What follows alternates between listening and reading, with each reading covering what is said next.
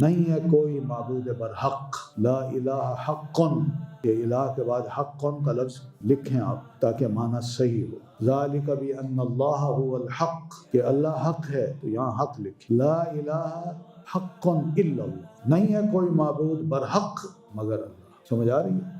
صرف یہ معنی نہیں کرنا کہ اللہ کے سوا کوئی معبود نہیں، یہ معنی اردو میں ہم کر لیتے ہیں اور انگلش میں کرتے ہیں دیر از نو گاڈ بٹ گاڈ، یہ دوسرے کو سمجھ نہیں آئے گی۔ ٹھیک ہے، اس کا بھی گاڈ ہے، میرا بھی گاڈ ہے بس، لیکن جب میں یہ کہوں گا دیر از نو ٹرو گاڈ بٹ اللہ، پھر اس کو سمجھ آئے گی کہ بھئی یہ اللہ کو مانتا ہے، باقی کسی کو سچا خدا نہیں مانتا۔ تو اس لیے لا الہ کا مفہوم ہم شاید کم سمجھتے ہیں۔